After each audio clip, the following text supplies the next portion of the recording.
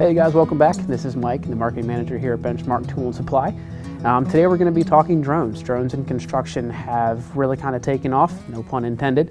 And we want to kind of explore what you guys can do with drones, how they're going to play a role in your day-to-day operations, and what drone you guys should be using. With me today is Amber. She's our lead drone sales rep here at Benchmark Tool and Supply. So if I've got a, let's say, 100-acre project, what's the best way to set that up as far as like where my drone should start flying? Yeah, so if you have a job site that's a little bit larger, that's going to take multiple batteries, that's fine. Don't worry about being able to just cover the site with one battery. With the software, it'll give you a warning that your battery's low. You'll tell it to return home, you'll swap out the batteries, and it'll return to where it left off and finish the mission. Okay. So I like to do when I plan my flights is to plan the start point furthest away from me. That way the drone works back towards me. That way we're not overflying if we have to replace a battery. Perfect. Yep, that makes sense. And when you talk about overlap, what is overlap and why is it important?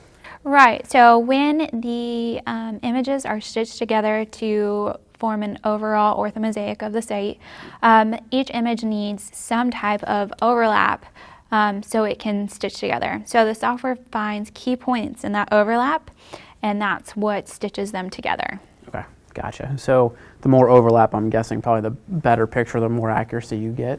Right, it kind of just depends on your site. If you have a very, different site where there's a lot of, key features that the software could pick up on, maybe you don't need as much overlap. If you have a site that looks pretty uniform across the whole board, that's where you would increase your overlap. Gotcha. Okay, so it can pick out more unique identifiers that way.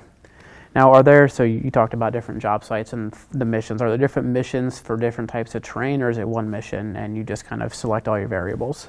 So for most of our customers that are flying, sites, we're going to focus on, grid missions. There are other options if we wanted to do inspections or if we wanted to do waypoint missions, maybe like road jobs or something like that. We would use those types of missions. Okay. So we talked about this for construction. Can you do sort of visual like power line inspections with this? Absolutely. Awesome. Yes, Terra has a specific function just for inspections of power line cell phone towers.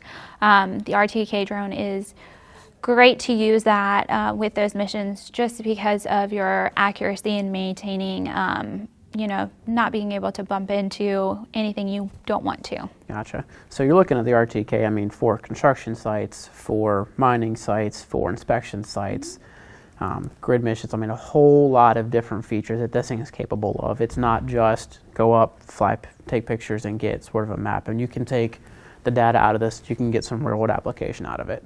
Yep. Cool. With this being automated, when it's up in the air, what am I doing? So it's really important that you maintain visual line of sight. Okay. That's, legally what you're supposed to be doing. You're supposed to have eyes on the drone at all time.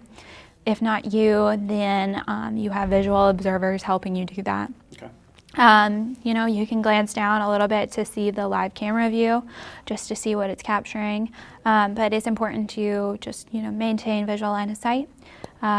Make sure, nothing weird is happening. That way you're always in control. Okay. So I can't set this down and go help my buddy do something else? No, I would not recommend that. Okay. You're still taking guys off the job site. You're still saving man hours, but you got to make sure, like any piece of equipment, that you're still in control of it, even though it's flying automated. Just like your smart graders or your smart dozers, you still got a guy in that control seat. He's still operating it. Same thing here. It's just a safety check. Gotcha.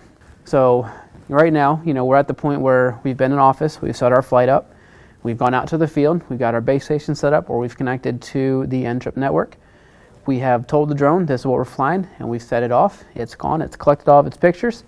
Now it lands. What do we do next? Yeah, so I guess an important thing to remind you of too is we need to make sure we set out some ground control points. Yeah.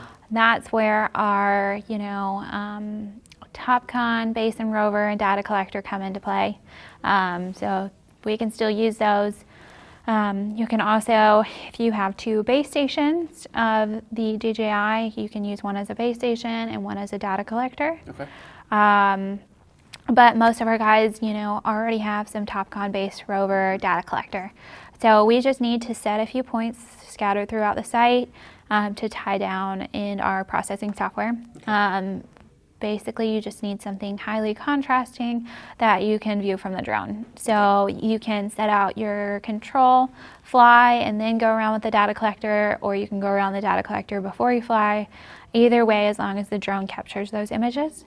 Then we'll export those GCPs with lat long and altitude into our processing software, as well as our drone images off the SD card. Or with Terra, usually our images are already up there. We just need to import our GCPs. Right, because Terra is a DJI product, so you've got really nice integration between the two, so they're talking all the time. Awesome. Now with those ground control points, do you want them inside your project area or just outside and flying some overlap? You want to make sure they are actually within the site where your drone's flying and capturing. You want to scatter them out, make sure they're not in a line, make sure they're around points of interest, just to be a good representation to tie down to your site. So once we've landed and we've collected all of our information from our drone, we have to process that data. So let's walk through processing all those pictures. Perfect, yep. So super simple workflow. We'll import our images, we'll import our GCPs, we'll tie them down. Basically, we will arrow triangulate and optimize. And then we will select what outputs we want and hit start. So you'll get your Orthomosaic. There is a lot of output formats of your point cloud, of your model. You'll be able to do volume measurements, pull it into different applications. You can even pull it into GIS. Awesome. Amber, I want to thank you for joining us and going over the Phantom 4 RTK. It's definitely a powerful craft that can be super beneficial to your company. Drones are no longer a toy anymore. They're definitely a tool in your toolbox, and they are very powerful. If you have any questions or you want to schedule a demo with Amber, she'd be happy to come out and show you what this can do. Thank you so much for joining us. Please let us know what you think of this. Do you like these? Do you want to learn more about drones, or do you want to learn something about another product we have, maybe a Topcon product? We'd be happy to do it. Again, Amber, thank you so much for joining us. Love to hear back from you guys. Just reach out to us at the number on your screen if you want to schedule a demo or learn more. Thank you.